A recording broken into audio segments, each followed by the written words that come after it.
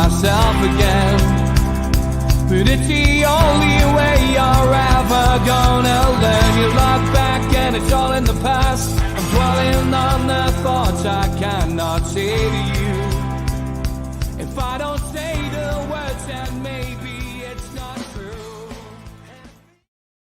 Hey, well, who's this imposter in the studio? This is ridiculous. Who is it? Get him out. Brian Johnson. Ah, Steve Hasty. Welcome to the three amigos. Two of us are together, one of us isn't. Stu Penman's birthday today means that we're all together, and we're going to be going down to a restaurant in Newcastle. Sadly, Portofino's couldn't see us today, so we're going a little bit further down the bank for a quick birthday meal before the match tonight. But an hour and a half, we're live again, and good to see you, Mitch. How's life with you, mate? Aye, not bad, mate. Ramadan over here, so it's slightly different in many ways, but in other ways, actually not that different at all, because things have changed so much over here since I first come to the Middle East. So yeah, all good. Want to wish Stu a happy birthday. I'm sorry I can't be with you all because of work commitments and what have you over here. It sounds like he's had a bit of a day where if he fell in a barrel of tits, he'd come out sucking his thumb. So hopefully that's setting him up for a good result tonight, hopefully. Fingers crossed he's had all the bad luck today. We'll try and avoid the feedback, because that often happens when we are sitting here in the studio, and obviously Mitch is relying on his phone, etc. So we'll keep muting the microphone, but please forgive us if it does happen to echo slightly. It shouldn't do that tonight, though. I want to start with this, lads, because nobody else has really touched on it, and it's the Shola Ameobi situation. The way fans feel about Shola, Steve. So I'll start with you, because you're sitting next to us. How do you feel about the whole Shola situation? He's at the club. He's doing his best. You've probably met him on numerous occasions with the foundation. But what I noticed whilst I was away this week was that there was a lot of negativity towards Shola. Almost labelling him an Ashley man, and putting him in the same kind of category as maybe his other former players who've come out and stood by Mike Ashley during that 14-year tenure, which still, I guess, annoys a lot of supporters. Is it unfair on Shola? I mean, I've met him a couple of times myself. He's a good lad. He's a Geordie lad. He's a good ambassador for the club. I just couldn't understand this kind of attitude towards him on certain parts of Twitter. Yeah, I'm exactly the same as you, Steve. I think there's an element that still wants to sort of take that big stick and hit anyone who ever spoke to, met, or had anything to do with Mike Ashley or any of the other elements of what people would describe as the regime pre the takeover and the previous 14 years. Now, Shola, yes, he worked for the club. He was a player for the club. He got a role working with the club. After he retired, he's looking after the under-23s in terms of the players that are on loan. That's one of his roles. He's also an ambassador for the foundation. He does some excellent work there, and he's a great lad. He's a really good lad. He's a Geordie, like you say, through and through. He's lived in the northeast since he was 7-year-old, and anyone who listens to Shola talk about his time at Newcastle United, his life in the city, how much he loves the city, and how much his family are absolutely adore being here because this is their home, and his kids were born here. Everything about him, his brothers, the whole lot. And I think it's just it's like as though there's sort of how would you describe it? It's as though we've got to have somebody. There's got to be the wicked witch in the room. There's got to be someone that you can keep hitting and prodding and poking and just making an issue out of what is nothing really. I was at the foundation event where he got up a couple of weeks ago when they opened the Newcastle up at the top there, just off Barrett Road. Fantastic building. Shola's done an awful lot of work. He used to go to that building from being a 7-year-old kid, and he explained to everybody what it meant to him, what it was like when he first went there as a youngster, and what it means to him now being able to walk into that building. Now it's been completely redeveloped, and how proud he is of it, and how proud he is of the city and the club and everything that's gone on. So I think if we're going to be sensible, we just turn around and go, forget the past. We've moved on. The club has moved on. We've moved on as a football team. We've moved on as a bunch of supporters, and let's just forget about what's gone on and build. It's not even a case of building bridges. It's just knocking those walls down and don't bother getting involved. All right, Mitch, what's your thoughts? From my point of view, I've known Shola and his family quite a while, and never ever done anything other than enjoy his company when I've been in his company, and same for the entire family, particularly when there was Shola, Sammy, and Tommy at the club in one form or another. I think out of everything for me, let's keep it simple and short. I think there are real questions to ask about his performances in terms of overseeing loans of junior players out of the club. His actual job. I would rather take him to task on that than worry about whether he's an Ashley man or not. We shouldn't even be discussing anything about Mike Ashley now. It's gone, and thank God for that. It's gone. And tying myself in knots and get myself wound up, and this is something I might come back to later because I've got a little bee in my bonnet this week. And behaving like we used to behave when Mike Ashley was the owner doesn't serve us, it doesn't serve the club, and it doesn't serve anything about Newcastle United as it is now. I do think, though, the success of some of our loans has not been brilliant, and that's his actual job. And I think it'd be worth sitting down. I'd love to hear some input from him about the thinking behind some of those loans and how some of those loans have gone for some of those young players, and have we seen real development for some? I think there's been some successes. I think Elliot Anderson's got half of Bristol falling in love with him at the minute. And that ain't a bad thing for a young lad with a hell of a lot of talent. So, yeah, that's what I'd rather say questions about.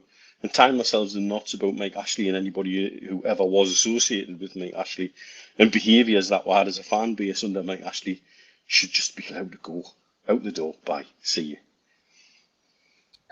I understand exactly what you're saying, Mitch, and I agree 100%. What I would say is, however, that you're talking about the quality of the players that have gone on loan and whether they've developed. I would say, were those players any good in the first place? Because it's been proved since that, and it's not just because they've been on a 6-month loan or a 3-month loan to a club that their career's just suddenly gone down the pan and they haven't made it. They probably went on loan because this was the level that they were going to end up playing anyway. And I think that the whole under 18 academy, under 23 situation at the football club is one that will see a complete sea change over the next 3 or 4 or 5 seasons, because that has been a black hole at Newcastle United in terms of the quality that we've been able to bring forward. And you can just tell that by how few lads have actually made it. And I don't think, I think that sending somebody on loan and having a loan manager and where they've gone, I don't think it necessarily says anything about that individual. I think it says something about the quality of the players themselves, and that there's answers to to all those questions, and there's lots of answers that need to come out of the way that the under 18s, the academy, and the under 23s have operated all the way through that tenure of the man who we're no longer going to mention his name.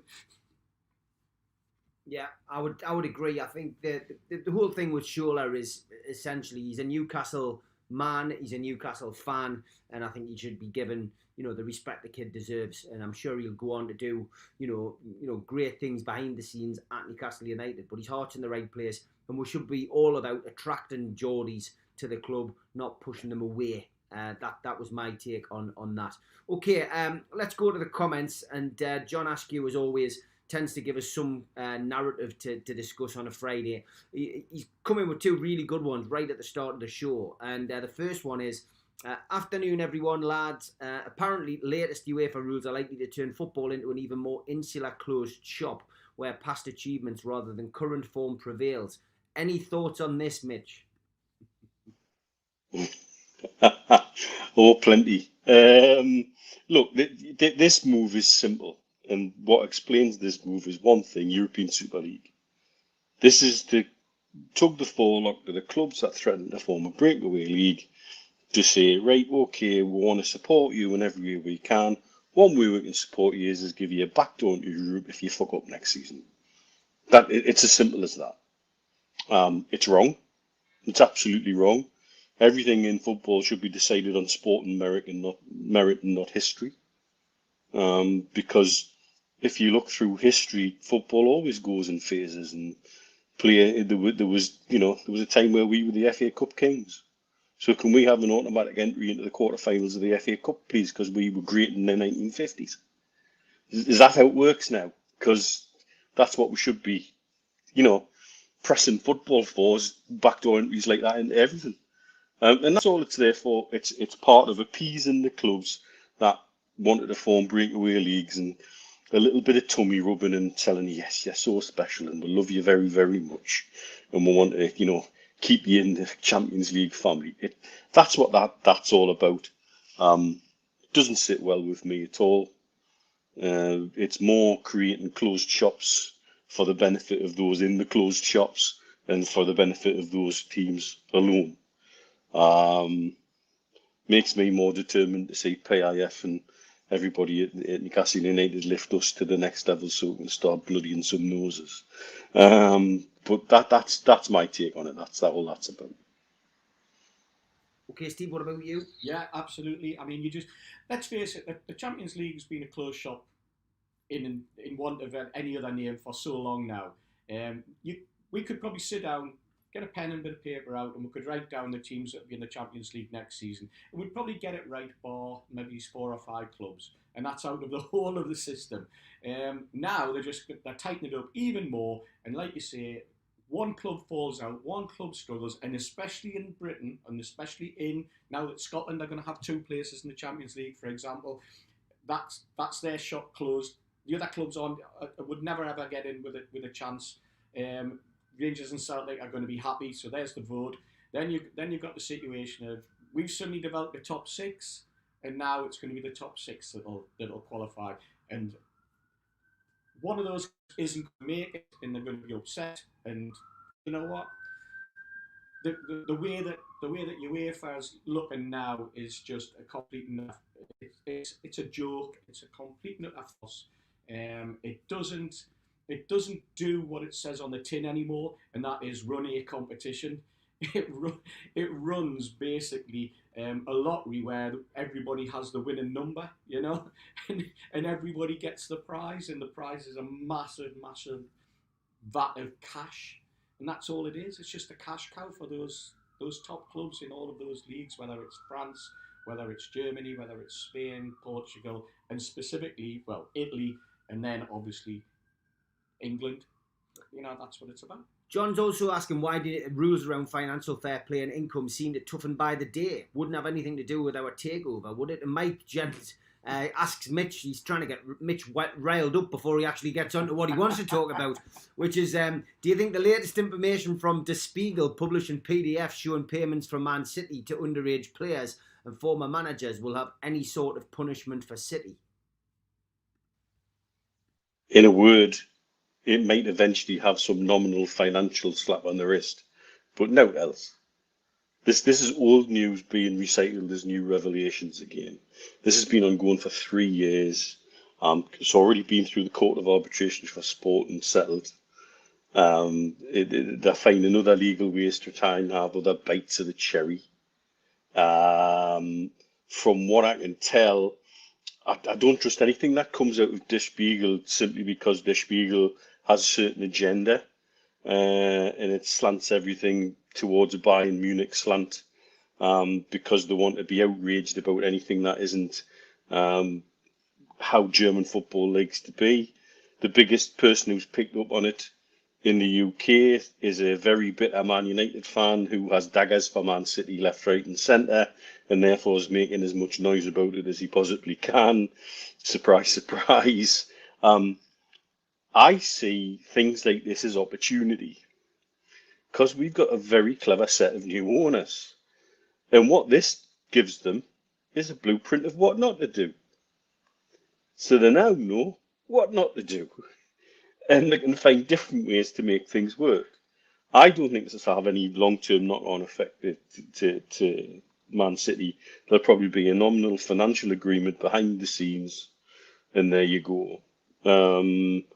With regards FFP rules tightening and our takeover, yeah. Everybody's shitting themselves, mate. Everybody is absolutely shitting themselves. And they're trying to plug holes in dikes left, right, and centre. And again, we've got a very clever set of owners who deal with all sorts of financial regulations in different fields of employment around the world. And where there's legal ways to do things properly and do it through the front door, they'll not be scrambling around the back door like Man City have. They're cleverer than that. And in history, how the various regional sovereign wealth funds work is that is also reflected in other in other fields of business. And again, with respect to the losses in FFP, and that's say Chelsea getting a mention, there's probably more we can talk about them, and Everton, who consulted with the Premier League to try and avoid penalties, which is just the biggest load of bullshit going.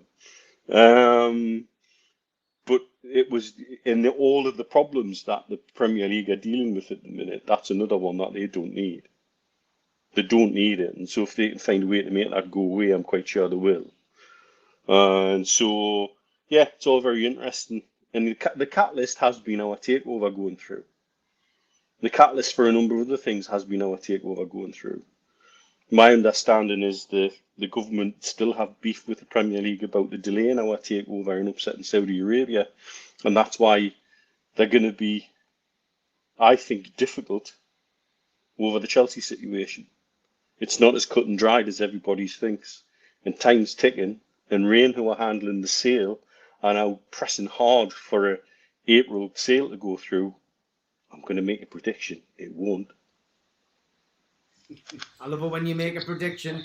Geordie Toomba Life says, lads, what about Everton regarding the financial fair play? We could have just been talking about that, Steve. Not being punished. Yeah. It's not fair, is it? It's not a level playing field. It's one rule for one and one rule for another, depending on, who owns you, which particular bracket of the division you're in. It's just all bent and corrupt, like what people are saying. It's a cartel, Andrew says. There's loads of people going on about it. Absolutely. I mean, you say one rule for one, it actually seems to be one rule for 10.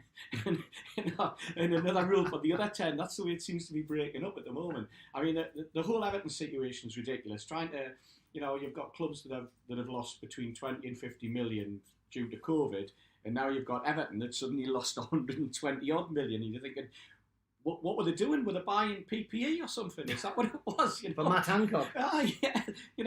Have they done a dodgy deal? Were they given a load of opportunities to buy PPE at £46 million and then sold it on and the only people who have made a loss on the sale of PPE? Is that what they've done?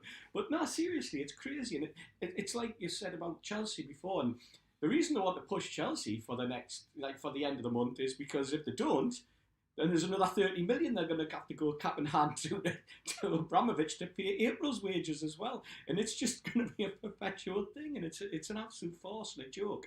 And, well, you've got the other situation and people talking about financial fair play. And then you're talking about the Tracy Crouch report, which I understand the FA are now going, oh, you know what? We should be the people. We should be the one who sits there and decides. You don't need to bring an arbitrator in. You don't need to bring another organisation in to oversee and to be the independent viewer or whatever it should be us, Mr. FA. The same bunch of people who have just let football die in terms of the financial irregularities and everything to do with the game. You wouldn't trust the FA and the Blazers at the FA with a penny, never mind a pound. It's just another farcical way. And this is where everything that was in the Tracy Crouch report will end up getting watered down. This is where the big players are coming in and they're saying, well, if you're going to do that, then you're going to have to give us this, and you're going to have to help us with that, and it's so destroying. I think for a lot of fans. I feel for the Everton fans in terms of the way that club has ended up, but it was exactly the same with Leeds back in 2002, 2003. It was exactly the same with Bury, who lost and now managed to find a Phoenix club and seem to be on the way back up, but they're in the 8th tier. That's not going to happen to Everton, is it? Everton are just going to get a little tap on the head, a tap on the shoulder, and just say, just there. Push yourself into the corner, lads. Yeah. Just let it go. So yeah, I don't think there's anything that we can do as fans to rectify it, because we've got to wait for them all to cut their own throats, because eventually they will. There's no question about it. Yeah, okay. We'll ask this question, I guess, to Mitch, just to hear whether you've heard anything. If not, we'll have to ask Stu over a pizza later on tonight, because he does get a little bit of info, usually from the dressing room area. But Darren Lee Wells says, any word on Newcastle signing Lingard? Sounds like Man United have now agreed to let 6 players go out of contract at the end of the season and not going to offer them new deals. And of course, it is getting to that part of the season now, the business end of the season, when contracts start to run out. Players start to make noises about wanting to leave, and managers who've recently taken over jobs, aka Eddie Howe, will start thinking about who he wants to push out to bring players in. So, any news or any rumours floating around your neck of the woods, Mitch? I'd certainly double check with Stu, because I've not talked about this with Stu. I did speak to somebody earlier in the week about 2 or 3 things, and Lingard was mentioned in the fact that we've moved on from him. Okay. Anything else? Anything else floating around? I know that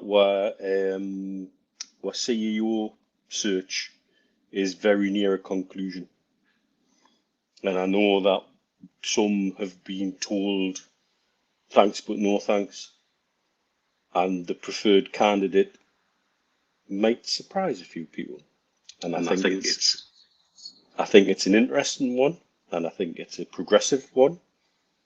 And I think it'll upset a certain club who we're already upset with. Ooh, that is interesting. So we must still be able to shout those, Steve, because we haven't been told that we're out of it. I mean, I just want to talk and thank everybody. There was a few NUFC Matters contributors and viewers there last night at the Alan Shearer 260 dinner. Obviously, we've been pushing and promoting that on here. Want to say well done to Danny Mitchell. He put a hell of a shift in over the last few months to pull his idea together. But 206 dinner was mine, the 260 dinner was his. And thanks to Alan for going along with it. And got a lovely text up to say that it was perfect. And you can't get much better than perfect, it has to be said, especially when you're dealing with someone as specific and as a legend as Alan is. It was great to hear that. I thoroughly enjoyed interviewing him again. 7th time I've worked out now that I've interviewed Alan on stage, and each one has been different and unique. But the feedback that I've had from many people was that last night was very, very special. So thank you to everybody who came along. Sorry if I didn't catch you. I had a couple of messages off Joe Walker thinking I was ignoring him last night. Toon Tipster, I wasn't. I didn't even know he was there. And to be honest, after last week's exploit on film set, I'm actually nursing some pretty sore ribs. I didn't really want to go last night, and if Liam Kennedy hadn't pulled out, I'm not even sure I would have gone last night. So that's how much agony I'm in. So apologies if I'm not my usual self. Try living with these bad ribs that I've got. It's not very pleasant at all. But as I said, thank you to everyone who come. Good to see Keith Patterson. I only saw him when he put his hand up to ask a question. And good to see everybody else. Nice to see Holly and our dad Dave and the Punties and various other people. And thanks to all the sponsors, of course, Spider Miner, who sponsored the show, and skipsandbins.com. Not just being loyal with the show, but being loyal with the events as well. Thanks very much. And anybody who didn't get a chance to go, or anybody who lives abroad, drop me a message on Twitter or my Facebook or Instagram. I'm on there, Steve Wraith. We have got some of these little beauties to sell. Alan has signed a limited edition 1 to 260 of these balls, and they are available to buy. So if anybody's interested in buying one, drop us an inbox on Instagram, Twitter, or on Facebook, or drop us a message. They're all hand-signed and they are all numbered. So get yourself onto my socials if you are interested in buying one. Okay, something a little bit off-piste before we go into one of our regular segments. And it was this tweet that we all saw from Larissa. Now, I was toying with the idea of putting this into tweet of the week, Steve. Is it a valid reason for a man to cancel a date because his favourite football team is playing? Now, I'm going to hold my hands up here. In the early days with Aaron Dawes, I I did that. I cancelled dates for football, both playing and watching games, because football was my life when I met my wife, or my wife to be. So is that something you've ever done? Oh, Steve, you might be watching. I'll go home tonight, you know. Yes, of course. I mean, I think every one of my pals has been exactly the same, where there's been an event on and like an anniversary or a special evening, and you've gone, can I go to the match? And we all know what comes from that. But you know what? Of course, it's a valid reason. It was a silly question, an absolute silly question. It was obviously written. She's obviously never. Well, maybe it's the first boyfriend she's had that has been interested in football. You know, poor girl. I feel for her, but sorry, pet. You know, there's going to be if you're living in Newcastle, this is going to happen more and more until you pin somebody down. And I guess if you want somebody to share your love of football, you go out with somebody who's black and white. Yeah. Mitch, what about you? Well, I want to know what the hell the daft bugger's doing organising a date on a day when there's a match on. Has he not got a calendar on his phone? Oh, wait, man. Brilliant. Hasn't even got the fixtures. Absolute classic. Okay, back to the chat. We'll take one more point from the chat. Okay, yeah, Vince. Vince says, what do you think is going on with Dan Ashworth? Apparently Brighton making it about the money. Yeah, Steve, this has been rather frustrating, hasn't it? But I guess he's on gardening leave, extended gardening leave. They seem to be getting closer to getting their guy in. And, you know, we'll get him when we get him, I guess. Yeah, by the sounds of it, it's like a pregnancy, isn't it? It seems like he's been put on gardening leave for 9 months. Yeah. And I think what's happened is that I'm sure that the club knew the length of the period of time it was going to be, and I'm sure that they're happy with it. And then what they've said is, now we're into a negotiation, and we'll see if we can bring that forward a little bit by, you know, putting the cash incentive their way. They've come out and go, wow, the cash incentive we're looking for is 5 million, 6 million, whatever it happens to be. At which point we've gone, that's fair enough, just carry on with the gardening leave. And I think that's the situation that they found themselves in.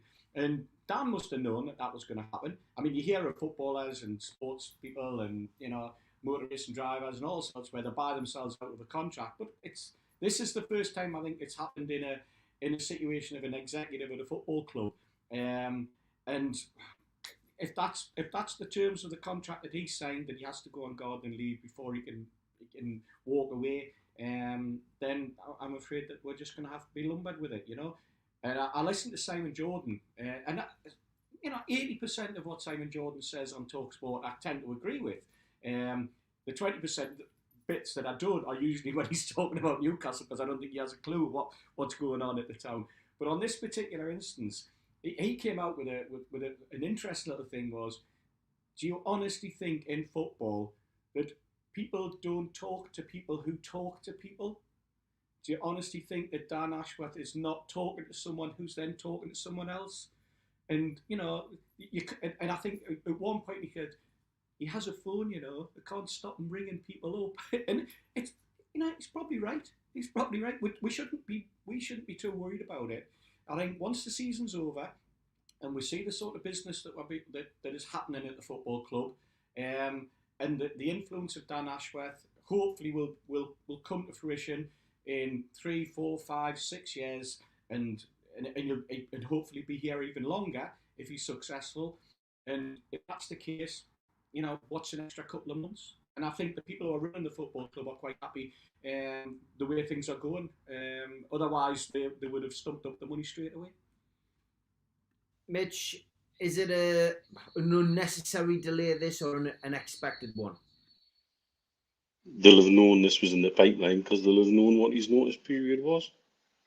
And again, my understanding from conversations this week is that there's a sweet spot where the cash compensation and the time that he can then drop into our timeline match each other, and that's what they're negotiating towards, and they're quite happy just to sit in their hands and not be taken advantage of, like they were with transfers in January.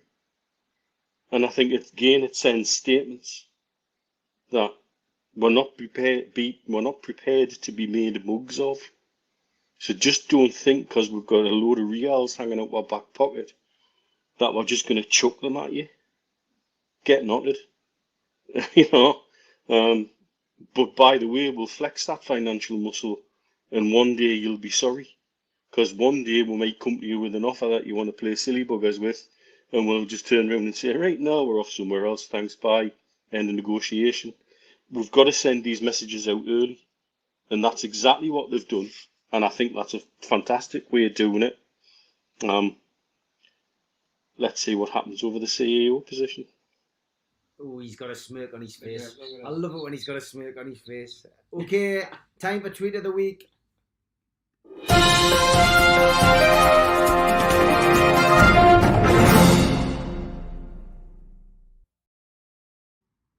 Okay, tweet of the week. Some interesting ones this week, and some thoughtful ones, and ones that make you laugh, which is what it's all about. Mark Byers, Jermaine Janis couldn't handle living in the fishbowl of Newcastle upon Tyne, casually presenting the World Cup draw to the entire planet. Cock. Mark, I loved that one. It did make me chuckle, that one. Holly Rhoda, of the late, great Glenn Rhoda, his daughter. I just love this photo. She said, I found it amongst the piles that we have of Dad. What year, Newcastle fans? 83 or 84? Dad was quite shy and quiet, yet he'd do anything for the club, even a photo shoot. And on the pitch, he became loud and alive. I miss him every day. I love that tweet this week, and thank you, Holly Rhoda, for sharing such a personal memory and such a lovely photo as well. I do remember it, some advertising campaign or other, but Glenn Rhoda, an absolute legend of the game, a legend of Newcastle United, and he's never forgotten Holly. Mark, again, was on form. That's the bastard that killed Steve Irwin when he... copying the Fun 88 official World Cup of Qatar mascot. So yeah, Mark, two in the top, whatever it is this week. This one was from Himanshu Dingra, tweet of the week. Surely Miguel Delaney, our old friend. A picture of Mondoa. It says a lot, doesn't it? The connections and the love that he shares for a different continent. I think the picture speaks 1,000 words. Festival.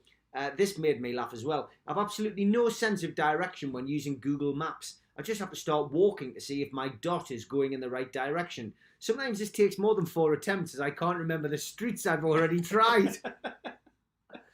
I'm sure people of a certain vintage who watch this programme will be collectively chuckling as they watch that particular tweet. I think we can all concur that is definitely us.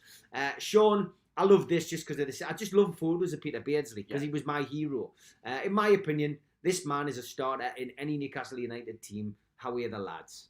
I love seeing photos of Pedro. There's millions of them out there, and I love United. Follow United on Twitter, YANITED, because honestly, he has, it seems, an archive. He surely just trawls the internet, but he finds the most obscure photos that some I've never seen. Yeah. So just give him a follow if you're interested in that kind of thing. Ian Hull is definitely a comedy account to follow at times. So it starts in D major. There's Paul McCartney. It goes no no no no no no no no no no. There's no limits. Then it goes into a few bars. Then we all just shout techno techno techno techno. That's Paul McCartney in a conversation with John Lennon, which probably didn't happen. This had me laughing as well on social media this week. This was an innocent comment by Sam, who's obviously working within the media core on Tyneside and slightly afield. And it's about cups of tea.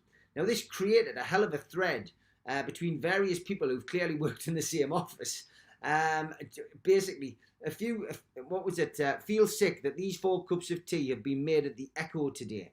And then he names Steve Graves as the culprit for the glasses of milk, which can only be described as 8 out of 10. Still can't believe the left-hand side brews are tea though, which is criminal. So obviously on the right-hand side there, Steve, on our picture, you can see it just looks like 2 glasses of milk. Yeah.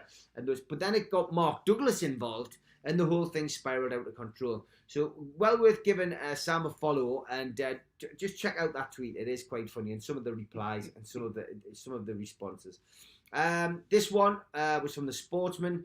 Dear Newcastle fans, singing "You're just a shit Alan Shearer" to Harry Kane. Best wishes, Spurs fans everywhere. and then put Premier League Player of the Month awards, and Harry Kane is at the top of it, and Alan Shearer is fourth. I mean, how pathetic. How absolutely pathetic. Then we had this one from Kieran Trippier, who's becoming a bit of a social media wizard. What an incredible evening, Sam Fender music. Can't beat the Newcastle crowd. Sunderland, where are you at? Put Kieran Trippier, just to wind things up a little bit, getting in there just in case we end up having some kind of derby in the near future. Now this one was on Facebook. Now this will take a little bit of time, so bear with us. So there was a parent was asked by her children, can we have a takeaway last Saturday? Now I was busy filming last week, as you know, so I saw this while I was sitting in my Airbnb. I'm scrolling through and going, what the hell is this? So anyway, the parents have asked the mum for a takeaway, and she said no on a Saturday night. Now that's a night I would normally have a takeaway with my kids, so I thought, I'll scroll down. So the kids have gone upstairs, rather than arguing, they've gone upstairs and they've made a presentation on the computer. So it starts with this opening page: why we should have takeaway by your favourite child. Okay, so that's fairly explanatory. Into this. It's half term. Half term is a time for relaxing and having fun. One key thing that fun is takeaways. When you have a takeaway, you become happy, which is a good thing. Being happy is fun, but being sad isn't fun. Okay, so there's part one. Part two, takeaway is actually healthy. As I've mentioned in previous slides, being happy is a good thing. Happiness is good for you. It helps boost motivation, makes you feel good, and makes you act better towards people. Takeaway makes people happy. Being happy makes you act in a healthy way towards others. This means takeaway is healthy. I just want to come for a doctor's opinion. Mitch, is that true? God, stand by that every day of the week, absolutely, yeah. So far. Okay, I'll continue. So, you love me and Jake is the next heading. As a parent's duty, it is your job to care for me and Jake. Making us sad makes you sad, and therefore means you aren't a good parent because you made your kids sad. If you get us takeaways, we will be happy. This will result in you being happy, and you will be a good parent. Wow. Yeah. Next slide. Only two more. Crime rates go down is the next heading. Have you ever heard of someone committing a robbery or murder whilst eating takeaway? No. When you have a takeaway, you don't commit crimes because you're too focused on eating takeaway. Eating takeaway can also help those who've committed crimes to think of what they have done. If they think enough, they might stop committing crimes. This means the crime rates go down. Brilliant. Is a logic. And the final slide, conclusion. We hope you think about what we have said. We've put valid reasons and have explained them in an easy to understand way. Our argument is worth a takeaway. Plus, you love us so much, you'll get us a takeaway. Mitch, marks out of 10. 10. That's the kind of thing I used to face when our three were together. They'd sit in a corner and disappear somewhere with a bloody tablet or a laptop, and then you'd get some sort of convoluted presentation like that. That would make you think, I really want to kill you, but I love you very much. Or you'd have to stand and sit and think, I really want to laugh, and I've got to try and keep a straight face, which I'm not very good at. Fantastic. Great stuff. Thank you for sharing that on social media. It was absolutely superb. That wasn't, believe it or not, the tweet of the week. We have got a couple more. Firstly, this one from Tom Maguire. Is this a song for Bruno? If not, it should be. Bruno, Bruno, Bruno, Bruno. Well done, Tom. I bet it took you ages to think of that. But it's much better than stealing another player's song. The Magic Hat, Matt Ritchie, is Matt Ritchie's song until he leaves the club. So, yeah, use Bruno. That's what I say. I'm going to start a petition off. Get Keith to write a letter. Only one. Spenny put this up. Found this in Barrow and Furnace charity shop. Sunderland shirt. Yeah, it's signed as well. And it was up for £1. But it just didn't know the names of the players. Absolutely brilliant. And the winner of Tweet of the Week is this.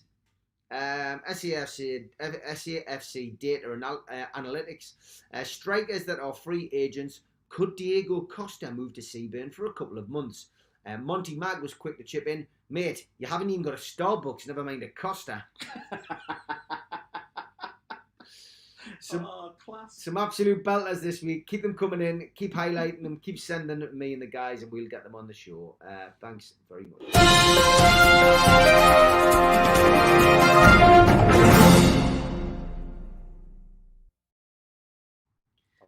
They were great. Okay, so we managed to get in 40 minutes into the show without talking about football, which is a great achievement considering our last result.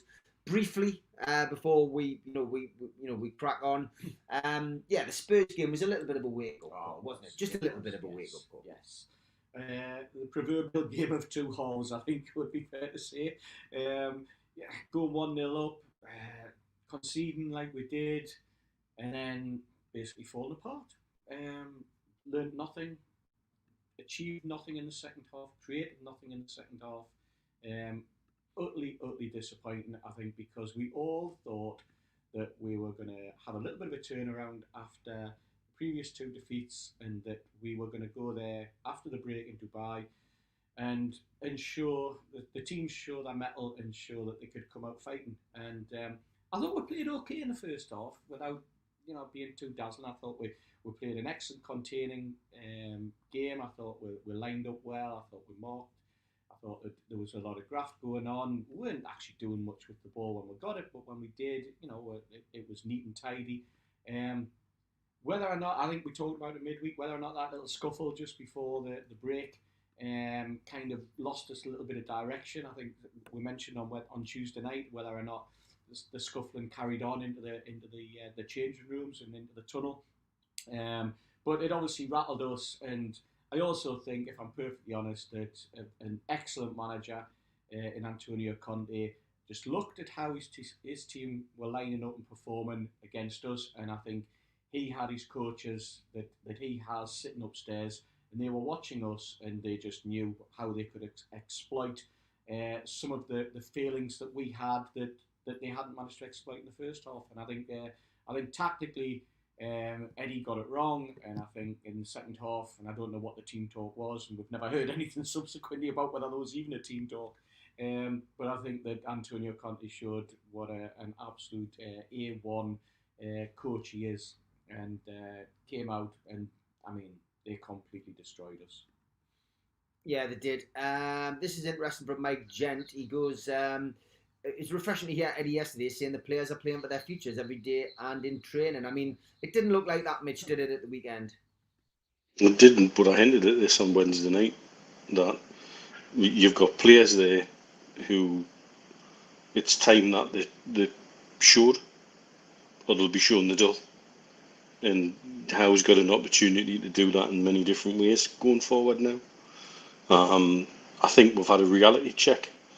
I think for those of us who maybe got a little bit carried away during the 9-match unbeaten run and thinking we're hitting a level higher than we can.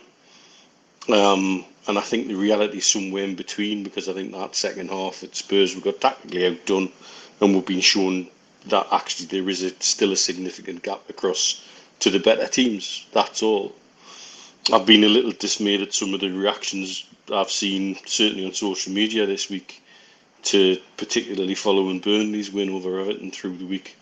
We've gone back into panic mode in certain parts of the fan base.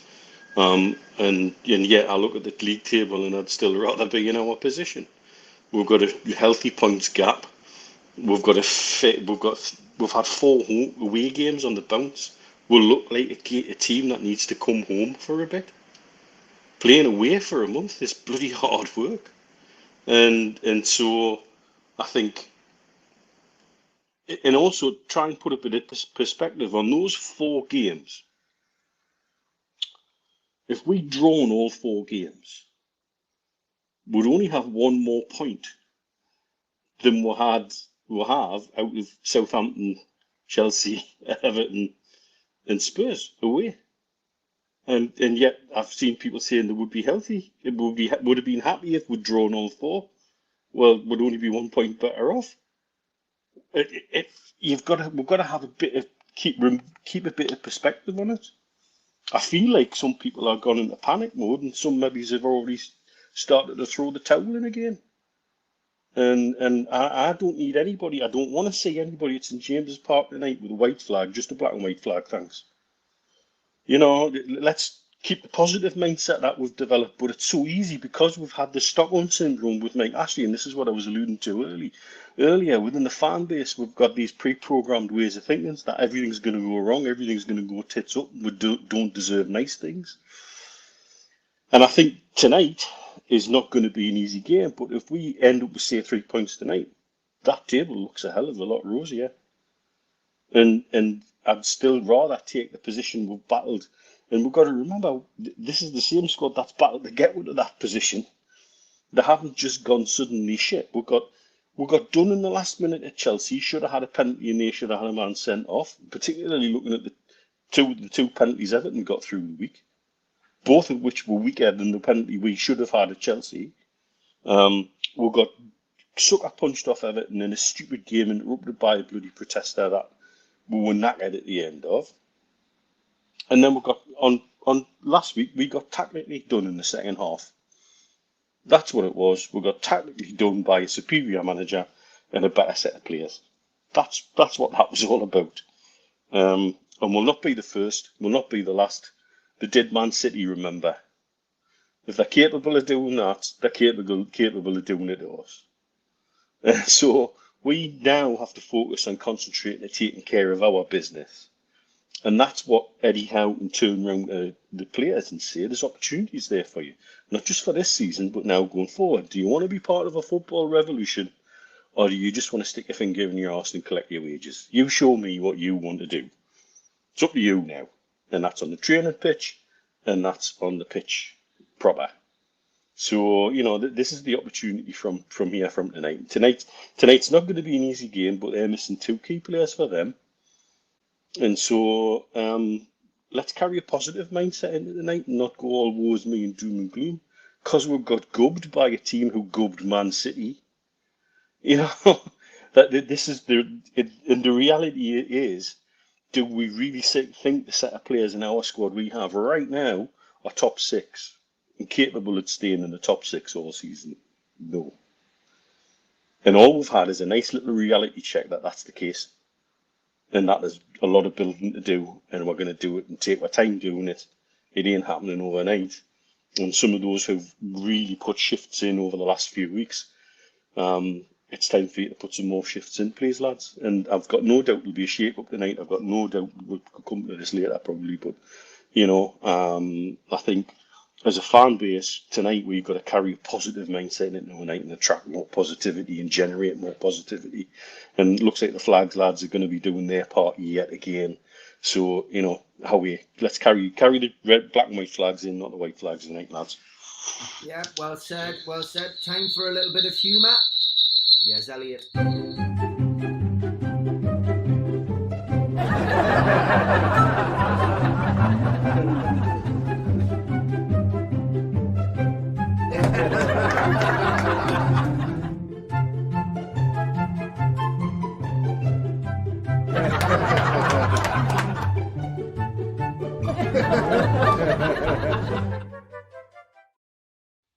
Time to get my accent ready after a week away acting for this latest joke. Here we go. I was doing a crossword in a pub and said to my Scottish mate, I'm stuck on one, trapped on a desert island. 8 letters, starting with M. He said, marooned. I said, thanks, I'll have a pint of lager then. Enjoy that, Mitch?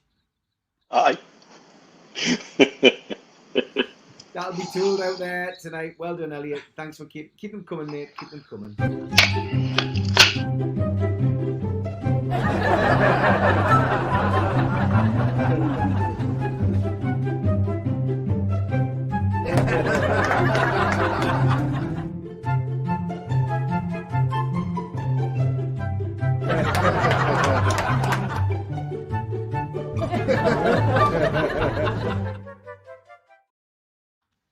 Okay, don't forget as well, the women's football is coming up on Sunday the 1st of May, St James's Park, 2 o'clock kick-off, Newcastle women versus Barnsley at St James's Park.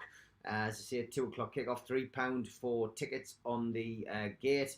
And I believe we'll be doing something via NUFC Matters as well. We'll be announcing that maybe next week alongside John and the lads at QTech. So keep your eyes peeled. But it would be nice to get a full crowd there for that match. That is certainly what we're hoping for. And I'll also give a shout out to our sponsors now, because as I say, it is getting close to us having to go and celebrate Penman's birthday. So a big shout out to Spider Miner, worldwide coverage from the guys. For all your cryptocurrency needs, get yourself onto Spider Miner's website. Thanks also to skipsandbins.com. Telephone 0800 25 45 25 3. Email inquiries at skipsandbins.com. Website www.skipsandbins.com. Easy, contract free and pay as you go waste collection. Thanks also to L&G Family Funeral Directors 01913897245. And Garden of Healing Dispensary, CBD, hemp and cannabinoid specialists, www.thegohd.com. Thanks to Arcot Interiors for all your kitchen necessities. You'll find them at the bottom of the what the hell's the street called? I can't even remember. Heaton Road. I've had a complete meltdown. Heaton Road. Yeah, good job. Steve's here to keep us right. Heaton Road in Newcastle, and you can also Google them. They come up at the top of the Google search list on Arcot Interiors. Thanks also to John at qtechshop.co.uk. Nice to spend a bit of time with him last night. The guy who runs our website as well, nufcmatters.com. Thanks also to Cleekai. Meet the new game over screen. Drop into a CleeRun device near you. Available on Apple Store, Google Play and cleerun.game. Thanks to jabsignature.co.uk. Thanks to Media Arts as well. If you want to subscribe to the channel, click the Newcastle Legends logo in the bottom right hand corner. You can subscribe for free. And you also get a car sticker if you do that. So get yourself onto nufcmatters.com if you've recently subscribed to claim your free car sticker. Hit the thumb up under the video. That's what Tom Dixon keeps telling you to do, and a few of the other moderators. And it just helps us with the algorithm. So click the thumb up. It's free, and you can like the video. Click share to share to your social media. Drop into the comments to speak to like-minded Newcastle fans, or to stick a question up for us to talk about. We're also available as a podcast on iTunes and Spotify, Podbean, and the rest. Usually goes up 24 hours after the show. And if you want to become a member, you can either become a member on YouTube by clicking join, or you can pay £25 and get a scarf, a hat, a cup, and a membership card, and entry into the monthly draw. John was discussing this last night, and the monthly draw is coming up very, very soon. He's just deciding what prize to give you. So go to nufcmatters.com, and that is well worth joining up for. And you can go over that with your smartphone as well. The QR code takes you straight to the membership page. And those lucky members who are already part of the NUFC Matters membership package have got tickets for the talking that we're doing tomorrow, which is at the Marlborough Social Club, Saturday the 9th of April, 12 noon. Supermac, Gibbo, Holly and myself will be there from 12 noon. Talking starts about 12:30, be finished around about 2. Tickets are a tenner from newcastlelegends.com. Don't miss out. Should be a good afternoon of chat and a chance to meet a Newcastle United legend in Supermac. Don't forget the food bank is in place tonight. Get yourself up to see this man and others collecting for the food bank. If you can't make the match tonight, you can donate virtually. NUFC fans, foodbank.co.uk. The match day bucket is still operational, so get yourself onto there. QTech, as you know as well, also do a monthly quiz where you get a chance to write down the answers to the picture questions. And then when you get your fourth clue, you will have an answer to a question. Give it in the chat and John will pick the winner. So your first clue was Southam. Your second clue was 1980 to 1984. And your third clue, which is this week's clue, is this: Chesterfield, 1976. Chesterfield, 1976. So write those 3 clues down. Next week we will be drawing the winner after the final clue. So make sure you've got your answers to all of those down and ready. Okay, Mitch, come to you. You said you had something to get off your chest. Is now the right time to do it? Well, kind of already have, in terms of about the attitude that I've seen on social media about some people going absolutely back into woe is me, we're in massive shit, we're going to get relegated mode after Sunday's game. And I don't get it. I'm trying to, point people out. Would you rather be in our league position or theirs? Would you would you rather be sat on the points we're on with the games we've got to play, or would you rather have theirs playing catch up? We've got 3 teams below that have to do statistically better than us on at least 4 of the next 8 weeks. And so one of the teams has only won 4 games in 29. So they're suddenly going to do a massive turnaround. Everybody keeps telling everybody how unique that turnaround we had was. It doesn't happen very often. Do you think it's going to happen twice in one season with 2 different clubs? Equally, what I don't want to come across is sound like arrogant and that I think we're safe. I'm well aware of what our position is. And I still have concerns that if we go into a spiral from this, we're going to be battling all the way at the end of the season, and I'd rather not have that. I'd rather have that secured and out the way long before the end of the season, thanks. But getting my knickers in a twist about it isn't going to help. And it's not going to help the atmosphere in the stands. It's not going to help the players on the pitch. And I've even seen the opposite, where a couple of people on my timeline are saying, "Oh, my timeline's worryingly positive about everything." I'm like, so some are saying it one way, some are going another way with it. And I think like I say, it's the Stockholm syndrome that we've had under Ashley for 14 years, that we now all believe that good things don't happen to us and we're not allowed to have nice things. We absolutely are. And I know I guess we expressed a lot of things during the whole takeover period differently. And yeah, that's because we were privy to certain bits of information that kept it positive. But all 3 were at various stages had to pick pick one of them up by the boots, because we all went into different funks about it all. And that's fine. But you've got to look at the position that we're in with the games we've got to play. Yes, other teams have got easier looking fixtures lists, but some have got much worse looking fixtures lists. And we've got to be outdone in 4 of the next 8 weeks by 3 teams each week to be dragged back into the bottom 3. That's not an arrogant statement. That's how it is. That unbeaten run has given us a points buffer which makes all the difference at this time of the season. And I think if we're going tonight with a positive attitude, if we can strangle 3 points tonight, let's all have a look at the table tomorrow morning and see how we're all feeling about it. Yeah, that's the difference. Good points. Okay, coming up to the last half hour of the show, Jeff is a Derby fan. He said, "I think you're safe. No home games for last month. Plenty of points to come. Good luck and up the Rams, who are also an Ashley free zone." Rachel, welcome. I hope your meeting went well, and good to hear you on the mend.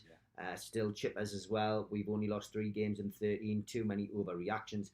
Terry chipping in with he's always got a great story, Terry. "I had a blind date after we'd lost to Derby. She said, 'I hope that miserable face is because of the football. I couldn't leave quick enough,'" he says. So you should write a book of anecdotes, you, Terry. You've got some great ones. Maybe don't do it on relationships, Terry. If I can, after the back of that story.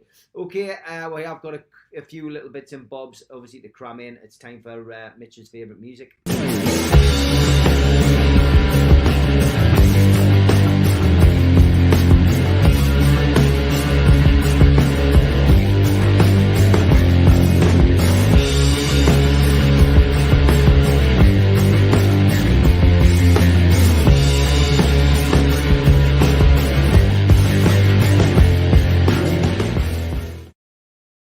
Day I Met, where we ask you to send in photographs of yourself with ex-players, managers, or people who've worked at the club, or current players and managers and people who work at the club.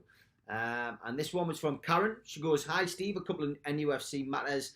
I had the absolute honour and privilege to look after Sir Bobby's executive box for 4 years, 2000 to 2004. Special times for me, personally looking after a special man, and another photo with my other local hero too." So great photos, Karen. Thank you so much for sharing them. Lovely memories of Sir Bobby and Alan. And Alan, of course, was talking very fondly of how Bobby saved his career at St James's Park last night at the 260 dinner. This one as well from David Crone. which is a photo of him and Paul Sweeney. Paul on the left, rocking a rather snazzy leather jacket and shirt and tie combo. Looks like Walker's that. Does I? Round about that era, I think, when Paul Sweeney was playing. But that's great. Keep those coming in. I've still got an abundance of them in the inbox, though. So, send them in. I'll try and feature them as quickly as I can. But that is the day I've made.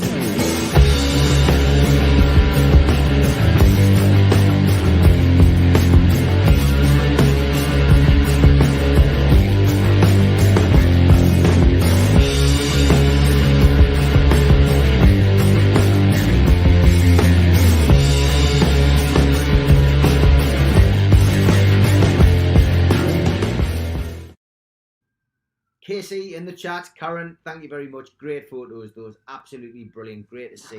I'm going to have to do something a little bit different because I don't trust the computer that I work on in the office. So I'm going to go to the phone just to check on NUFC.com just to make sure that there's no updates or anything. But it is an 8 o'clock kickoff, of course, tonight at St James's Park. Newcastle United taking on Wolves. It is sold at St James's Park tonight, as so often we hear these days. Newcastle, of course, hoping to end this run that they found themselves on of 3 straight defeats, albeit away from home, but are going for a 4th win in a row at home, which is something I think they haven't done since 2019. Callum Wilson and Kieran Trippier both still unavailable and not in contention. Joe Willock is still doubtful, and he missed obviously the Spurs game due to illness. Miguel Almiron could return to the squad though. As for Wolves, well, they will be without the suspended Raul Jimenez, which is great news for us, and of course Ruben Neves and Ki-Jana Hueva. It's 14 games since they played out a draw in the Premier League, which tells us a little bit about what we already fear about this game. It's not a rollover. It's not an easy game. But let's hear what our friend Toon Stato has got to say.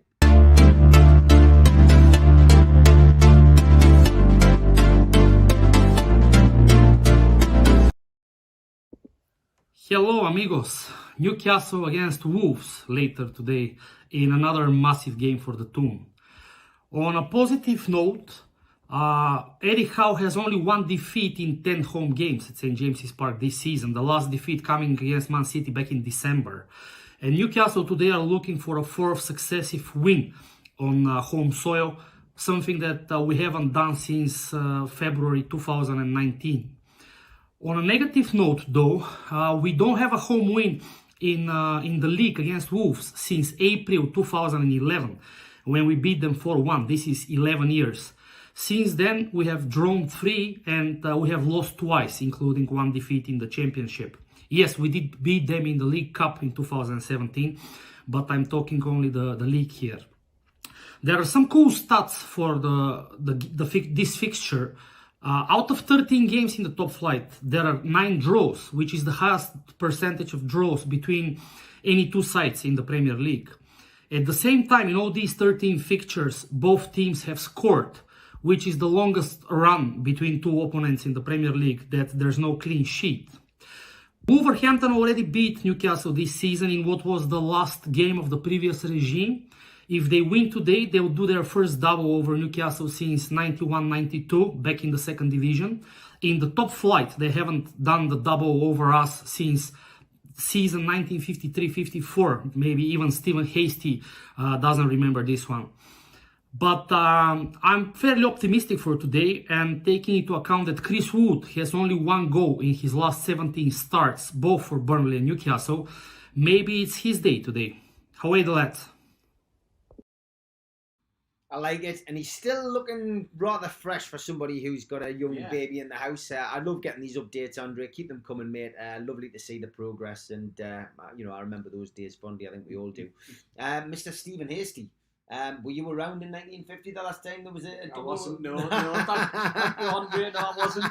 I was born in the 50s, but not that early in the 50s. I can tell you that. My dad used to always regale tales of Wolverhampton Wanderers. Billy Wright. Was one of the players that he had an awful lot of time for growing up, I suppose. But I always my recollection of Wolves were always like Derek Dougan and Parkin, who was another barnstorming footballer. That was in Wagstaff, I think, was another one that played for them. Going back into the sort of 70s, and obviously Steve Bull. I think we all remember Steve Bull. I mean, Steve Bull was an amazing striker. He's one of, but he was at the time when at 90 where there was so many other good strikers, you know, around in the league at that particular time. But he was one of those players that when we did turn up and play against Wolves, you always thought he's going to do. And again, he was a. Do you remember that game, Steve, where he actually did? Yeah. You know, I mean, did he score 4? 4 goals, New Year's Day. That's right. 6-2, I think it was. Something Happy like New that. Year. Absolutely, yes. So we'll never forget that one. But no, definitely not. Definitely not around in 1953-54 season. We'll leave that to George for the midweek. Yeah, definitely. Rachel, sorry, yeah, you haven't been able to find the Magpies. Yeah, I would say find them on YouTube's fine. Casey, off with COVID. Sorry to hear that, Karen. Not good at all. But at least you'll be able to wrap up warm and watch the game. And Phil Hook says he's looking forward to seeing Mr. Hasty at the food bank prior to the match. Always good to see you all. Yeah, so, looking forward to Phil. There you go. Okay, Mitch, over to you. Just give us your views on this fixture against Wolves. How do you see it going? Who would you like to see start? They're missing 2 key players, which I think is significant for them. Having a look at them this season, they don't seem to draw many games, and so I think we're in for a bit of entertainment tonight. I really do. I think we're in for a really good game. Who would I like to see start? Well, Bruno's got to start. I think we'll stick with Wood. From what I'm hearing on the training pitch, I am surprised that Gale hasn't had a bit more involvement. Because I gather in training he's trying as hard as anybody and has got a fantastic attitude, which is a horrendous or an amazing turnaround from the times when he was the mole in the dressing room that Steve Bruce couldn't find, when we all knew who it was. I mean, that was just ridiculous. But that says a lot. And it says a lot about him, as well as how treats everybody. I think we'll see a few changes. I think we'll see some changes at the back as well. I think we need more mobility. And so I think the cells will come back in. I'm not sure who for. But do you know what? I just genuinely think tonight we're all in for a really good game, and I think we've got the potential to have a real special game on my hands today, and I just don't know why I feel that way, but I do. Okay, Jamie Carragher, there's a name being chucked into the mix by our.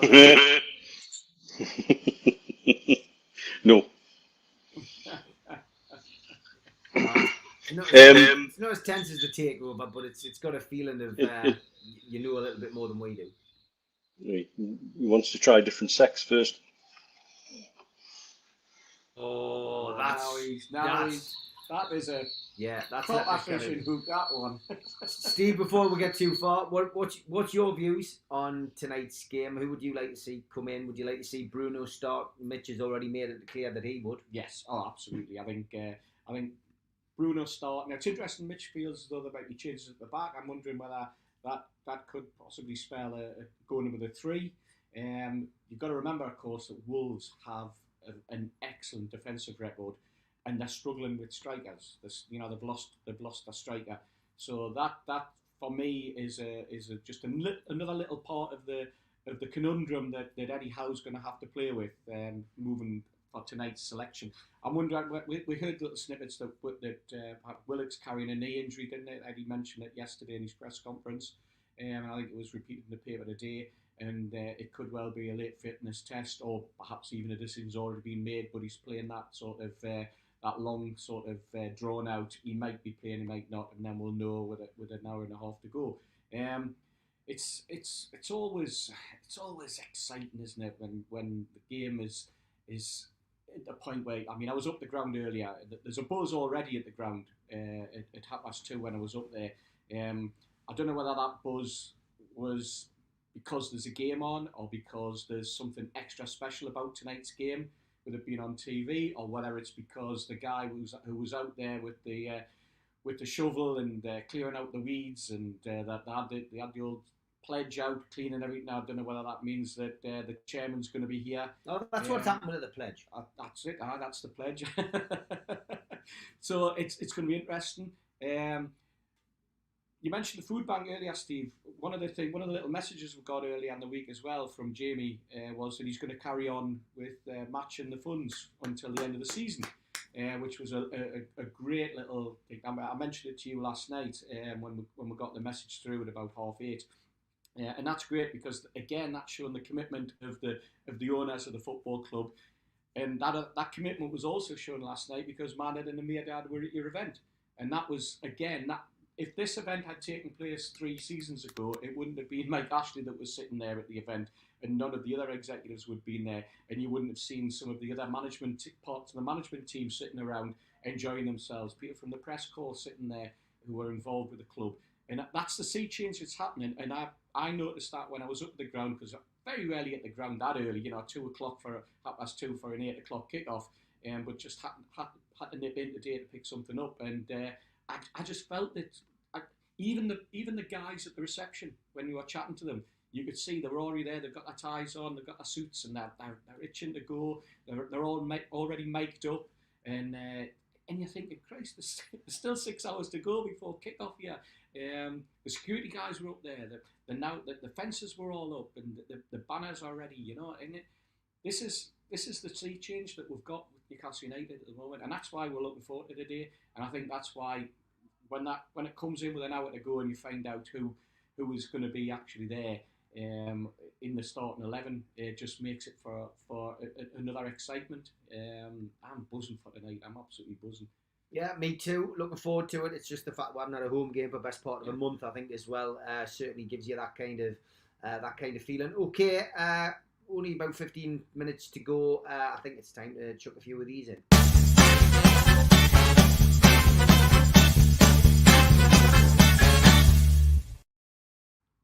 Tune lookalike, quite a few interesting ones this week. This was from Billy Gibson, Antonio Conte and Hoggle from Labyrinth was the first one. I can see that, yeah, very good that, and that was the first one on, so you can tell the quality we've got this week. We've got this one from Tony Davis, who decides to do a tune lookalike on himself. Says, when Stephen Simmons, who was a boxer, said that I was a dead ringer for Keir Starmer, I thought he needed to go to Specsavers. He says, then I saw this pic. So I've took them apart. So there's Keir Starmer. And there's Tony Davis. Tony, wow. Very good, that. Very, very good. So thanks for that one in. Albert was back this week, albeit briefly. I'm sure Zelensky's morphing into Steve Wraith. Yes, perhaps he is. He is, when you put my face on it. Yeah, we're using some app. I posted this when I was out filming last week down in I was down in Exeter at this point, and Carter says, Jesus, Nuno's Jerez Nuno's took the second bad. So that's the star of the film, Noel, and he's comparing him to Nunes. So there we go. This was from Toonami Tez, lookalike Jeff Bezos and FIFA president Gianni Infantino. That's good. I can see that one. Yeah. Definitely. Yeah, very good. This one was from Kenny Ranson. Arteta needs to relax, comparing him to Kim Jong-un. There was another one of Kim Jong-un there from Lee. Says, lads, I retract my previous statement. Mitch looked like the Terminator. I mean, look at Kim Jong-un here. I need your clothes, your boots, and your motorcycle. So you're getting compared to Kim Jong now, Mitch. This one from Keith Richardson on Instagram, sending a lookalike for your show, Steve. Ernie Els and our very own Eddie Howe. Ah, yeah. Well, 40 years between them, isn't there, as well? There is. I'm not sure whether Eddie Howe's a golfer. I'm sure he might be. Mike Ashley is still never far from people's thoughts. Colour Code sent this. Mike Ashley Griffin on Holmes Under the Hammer. Rather slim Mike Ashley there. And then this one, which I'm sure we've seen a few times. What's Mike Ashley doing? Refereeing Savannah Marshall's fight at the arena tonight. Yes, that everybody was commenting on that on Saturday night, weren't they? Yeah, that's more the more heavyweight Ashley that we remember. That's for certain. Tom Dixon been into his usual tricks again. Dimitar Berbatov and Andy Garcia in Godfather 3. Yes, excellent. Very good, mate. Very good. And then this one,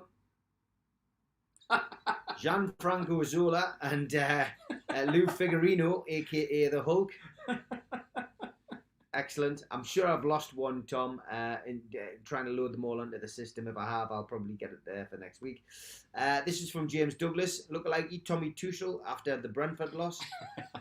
That's brilliant, man. Definitely looks ill.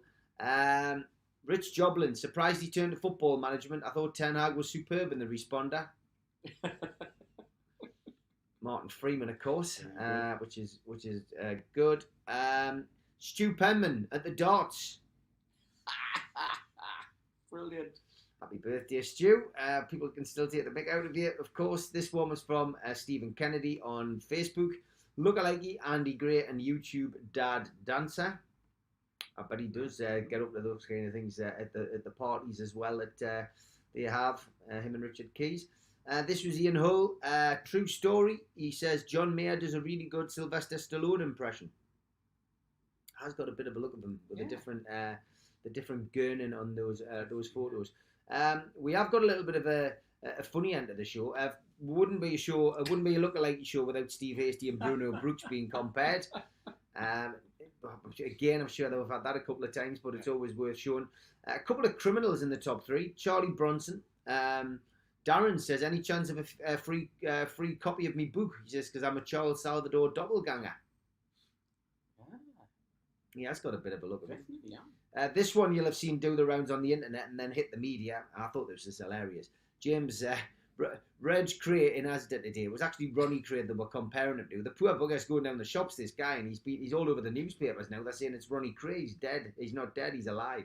The winner was this one, which I was sent by Martin Halo. A young Nicola Sturgeon visits Butlins with Diego Maradona. It's the Crankies, of course. At Butlins, and that is fantastic. Thank you for sending us that. Keep those coming in. Love the lookalikes, as you know, and we will feature as many as we can.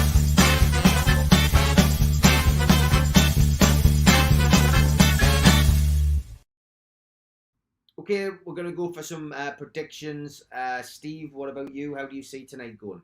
I don't think it's going to be an easy game as some are making out.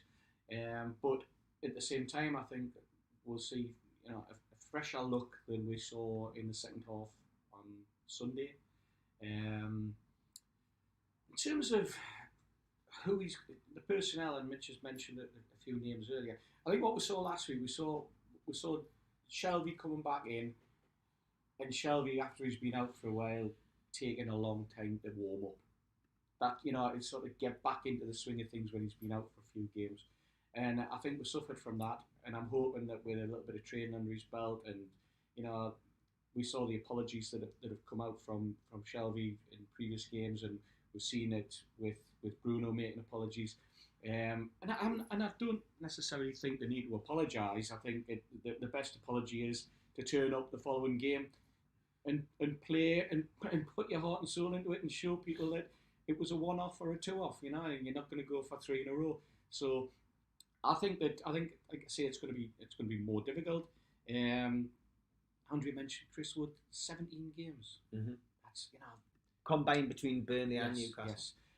Yes, amazing statistic. Didn't think it was as bad as that. And I'd love to see him get a goal. Reverting back to something we mentioned earlier, a win tonight, brilliant. Move us up the table. But looking at that game on Wednesday night with Everton and Burnley, I was happy that Burnley won because for me, Everton already hadn't, 10 defeats in 12 games, and I'm quite happy for them to just keep falling and keep falling. We always say that every season, or most seasons, somebody drops and they drop unseen, and then next thing you know, they're in the dead zone. And I think that's Everton. And I was happy to see that concertina up with Everton falling, and a win today will be great. I think we will get 3 points today. I'm going to go for a 2-1 win. Okay, I'm going 1-1. I'm not confident at all. I think it'll be a draw. A bit like Mark Byers. I'm being a bit of a party pooper. It's a tough game, and Wolves have had time to watch our collapse. I just hope Newcastle turn up tonight. Hopefully the crowd and all four stands holding the flags up change it. But I'm going for 1-1. What about you, Mitch? Well, I'd be happy with a draw, to be fair. Like I said before, I think we're in for a great game tonight. And I think because it's his birthday, it has to be the Penman. It has to be 3-1.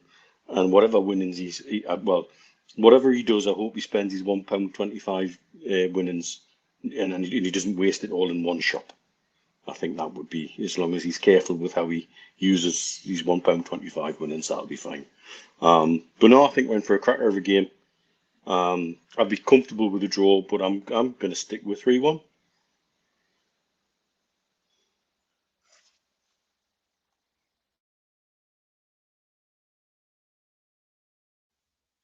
You're still on mute, Steve. No bother. Sorry. Alan St. Maximum is who Joe's gone along with Dan Byrne. Anytime goal scorer. He's £5 stake. He's got 23 to 10, which should give us a return of £16.50. He's also got a Dan Byrne, anytime goal scorer. And the odds there are sitting at 16 to 1. Now, he's not a prolific goal scorer at the best of times, but 16 to 1 for an anytime goal scorer with Dan Byrne, I think the bookies are having a good one there, aren't they? That would give you a nice return of your fire of 85 quid. So thanks for those, Joe. He's put them on, and we'll see how we form. Because I was aware, the Food Bank T-shirt hasn't been promoted at all. So it's a £5 win for Will Richardson. Wow. Well done, Will. Won the Supermac T-shirt. So it's £5 to the Food Bank, regardless of that. I just haven't had time to promote it with me being away, I'm afraid. So well done, Will. Thanks, Will. I'll put you in touch with Steve Hasty and John, and we will have a new Food Bank T-shirt up either tomorrow or Sunday. Mick Lowe's and me tomorrow, and Gibbo and me on Sunday. Holly having a week off because everything's all over the shop this week. Okay, we have just time to squeeze in one last part of the show that you all enjoy. Well, Julie loves. Yeah.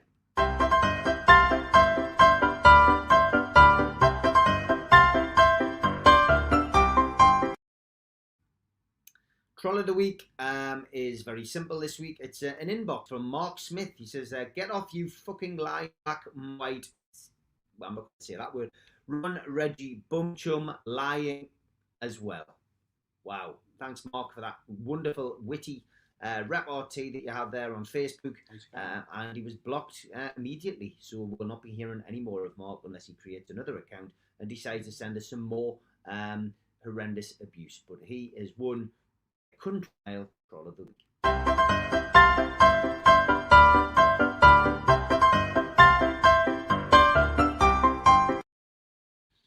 Mick Lowe's at 10:30 tomorrow, Roger. So 10:30 tomorrow to 11:30, and then you need to get along to the Marlborough Social Club, guys and girls, if you want to get along for a good afternoon out. Just a couple of hours with me, Mick, but with me, Malcolm, Gibbo, and Holly.